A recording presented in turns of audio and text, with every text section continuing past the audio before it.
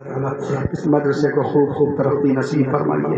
جن بچوں کو اللہ تعالیٰ یہاں پر سندیں دی گئی ہیں، آپ کا مقدس قرآن مجید بطور ہدیہ پیش کیا گیا ہے، اللہ ان بچوں کے نصیب کو روشن فرمائیے، ان کو ملک کی خدمت کرنے والا بنائیے، شہر کی خدمت، گاؤں کی خدمت کرنے والا بنائیے، اے اللہ ان کو انسانیت کا پیغام دینے والا بنا دیجیے، اے اللہ ان سب بچوں کے نصیب کو روشن فرمائیے۔ السلام علیکم سامعین، ہماری خبر کا عنوان ہے گاؤں بھورا میں اجلاس عام۔ ضلع شاملی کے گاؤں بھورا کے مدرسہ سمیہ ام کلثوم میں منعقد سالانہ اجلاس کا آغاز قاری محمد امجد البدری کی تلاوت کلام پاک سے ہوا۔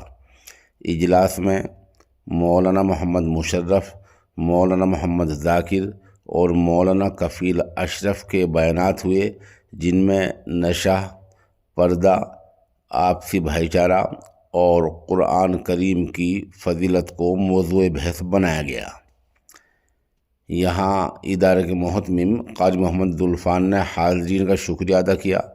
شرکاء میں مولانا محمد عرفان، مولانا افسر، مولانا الیاس، قاری عرفان، قاری فرقان، حافظ ہارون، محمد عباس، جمشید وغیرہ شامل ہیں۔